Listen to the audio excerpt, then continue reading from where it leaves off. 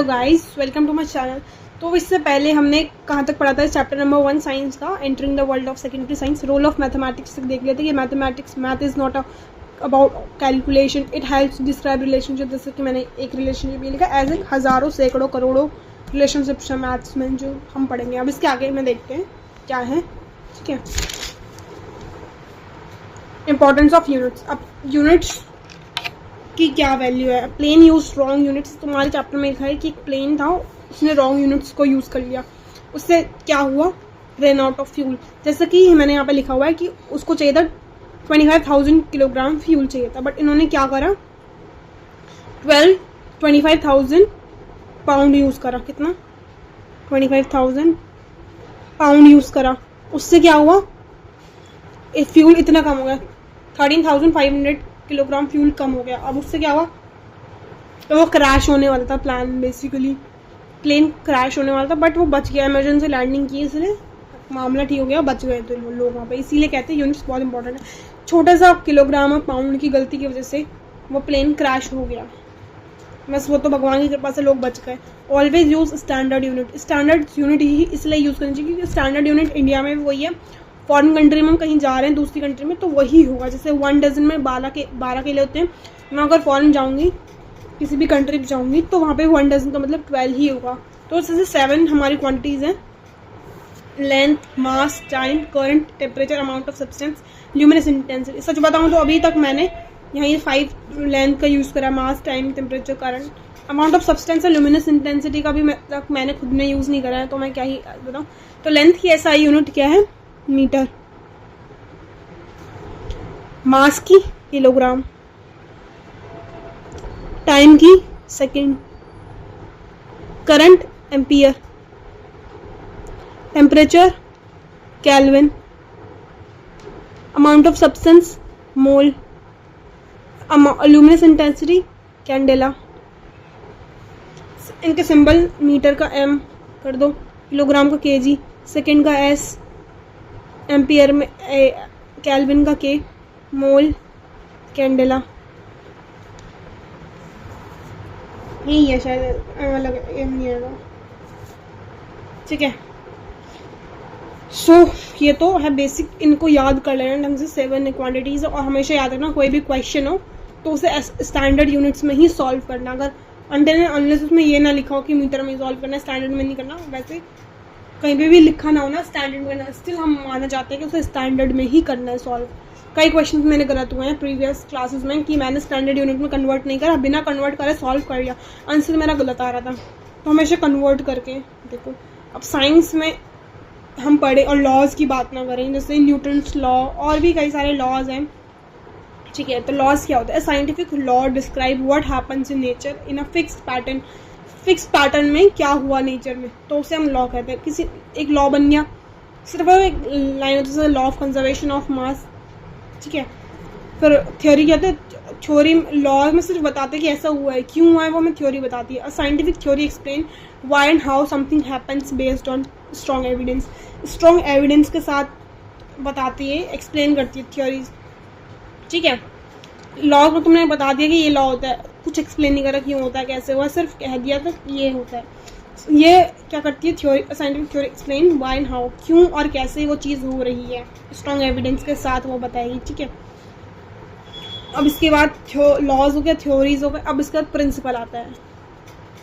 अब प्रिंसिपल वो वाला प्रिंसिपल है जो तुम्हारे उसमें होता है स्कूल में, नहीं प्रिंसिपल। अब principle is a general rule और idea that help us understand and apply science.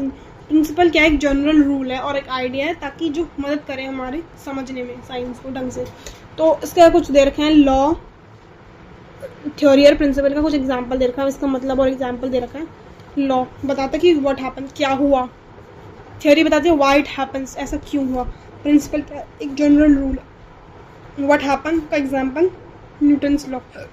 जैसे फर्स्ट न्यूटन का फर्स्ट लॉ क्या है, अगर हमने एक्सटर्नल फोर्स नहीं दिया, अगर हमने एक्सटर्नल फोर्स दिया तभी ऑब्जेक्ट रेस्ट से मूव कर पाएगा, unless if we do not put extra efforts. अगर ये यहाँ पे रखा है तो यहीं पे रहेगा, अगर मैंने इसमें फोर्स अप्लाई करा तभी वो मूव करेगा।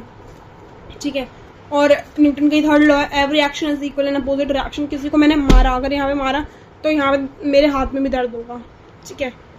थर्ड लॉ, किसने तुम्हें गाल पे चाटा मारा तो तुम्हें, वो जिसने चाटा मारा तुम्हारे गाल पे दर्द होगा पर उसके हाथ में भी दर्द होगा। थर्ड लॉ न्यूटन का। फिर एटॉमिक थ्योरी का एग्जांपल, थ्योरीज हर उसमें होती है, मतलब कोई सा भी तुम मॉडल देख लो, थ्योरी, हर थ्योरी का मतलब ही एक्सप्लेन करना होता है, बिना थ्योरी के तो कुछ भी नहीं। लॉ है, लॉ को एक्सप्लेन करेंगे theory.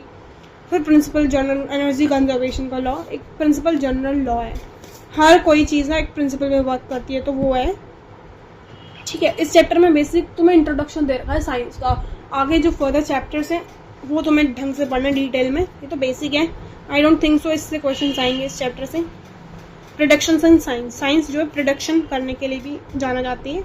Science can predict future events, science future events को प्रिडिक्ट कर सकती है, जैसे कि हमारा वेदर, जैसे तुम देखा होगा वेदर फोरकास्ट में आजकल तो वो भी आने लग गया है, इमरजेंसी जो तुम्हारे फ़ोन में कई बार देखा होगा, मेरे फ़ोन में जब आता है मैं तो डर जाती हूँ भाई।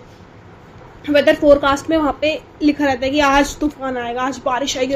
एक दिन मैं सो रखी रात में, भाई एग्ज़ाम टाइम था मेरा, अगले दिन एग्ज़ाम था, मैं सोई होंगी 1 बजे के आसपास सोई, मेरे को नींद नहीं आई और 1:30 बजे वो अलार्म बज गया इमरजेंसी वाला। भाई ऐसे डरा दिया, मैं कह रही क्या हो गया, मैं अपनी बहन को उठा रही, उठ उठ उठ क्या हो गया, मुझे लगा अलार्म तो नहीं बजे किसी का, वहाँ जाके देखा इमरजेंसी। भाई बीच बीच में आके डरा देता है वो इमरजेंसी अलार्म, कभी कुछ हर बार आता रहता है, मेरे फ़ोन में भी आता है।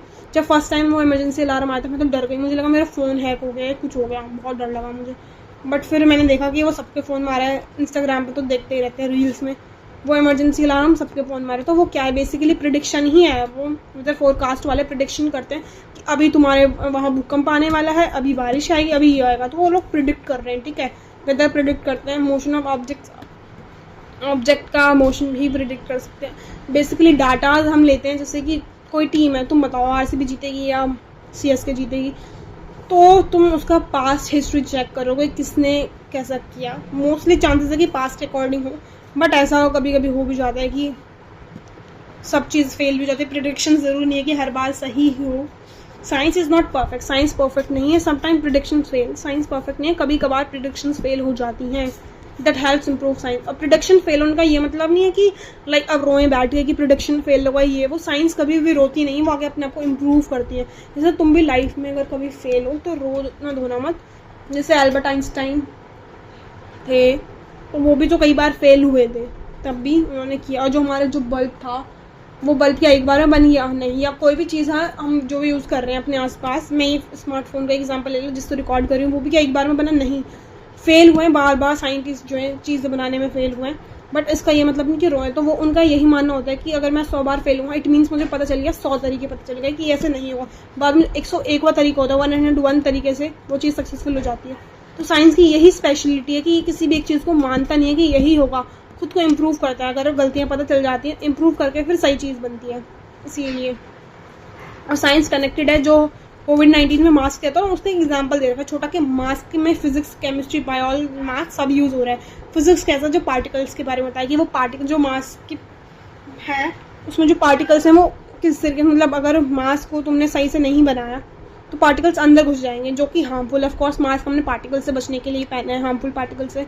तो मास्क अगर सही से नहीं बनाया, उसकी मैन्युफैक्चरिंग सही से नहीं करी, तो भाई ऑफ कोर्स दिक्कत है। केमिस्ट्री, मटेरियल, उसका मटेरियल कैसा यूज़ करा उसमें तुमने, ठीक है। N95 जो भी मास्क था, मुझे तो शायद ध्यान भी नहीं है कोविड के टाइम पे, जो कहते थे कि अच्छा मास्क है ये, ठीक है।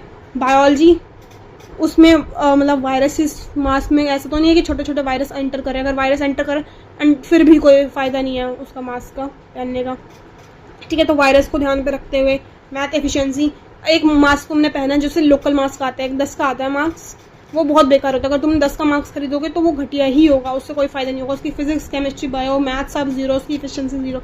वहीं पर तुमने कोई अच्छा सा मास्क खरीदा, ये सारी चीज़ें ध्यान में रखकर, ठीक है, तो तुम्हारे एक भी जम्स अंदर नहीं जाएगा मुझे। तो वही बताया गया है कि मास्क एग्जाम्पल दे रखा है, ऐसे कोई सी भी चीज़ देख लो, उसमें बेसिकली पूरे इन्वायरमेंट में फिजिक्स, केमिस्ट्री, बायो, मैथ्स हर जगह है, बिल्कुल, ठीक है। तो इसमें इंपॉर्टेंट ये है बेसिकली 7 क्वांटिटीज SI यूनिट, और ये याद रखना। और ये इंपॉर्टेंस ऑफ यूनिट, कभी भी गलत यूनिट मत करना। अभी ये प्लेन क्रैश हुआ है, आगे चल के पता नहीं, ऐसे कई सारी चीज़ें हुई हैं गलत यूनिट की वजह से, 13,500 पेट फ्यूल कम पड़ गया। लॉज होते हैं साइंस में, थ्योरीज होती हैं, उसमें लॉज होते हैं, थ्योरीज, प्रिंसिपल्स होती हैं, और ये टर्म इससे एग्जाम्पल्स दे रखे हैं फिर साइंस प्रिडिक्ट करती है, ज़रूरी नहीं कि वो प्रिडिक्शन सही हो, वो साइंस कैसे कनेक्टेड है ये बता रखा है यहाँ पे मास का एग्जाम्पल लेके। तो इस वीडियो में इतना ही, शॉर्ट रखेंगे, ज़्यादा लेंथी नहीं करेंगे वीडियो को। तो मिलते हैं नेक्स्ट वीडियो में, तब तक के लिए बाय बाय। अगले चैप्टर में मिलेंगे, सेल का जो चैप्टर है हमारा, cell the building block of life. Bye bye, take care. इस वीडियो को लाइक करें, कमेंट, शेयर एंड सब्सक्राइब करें।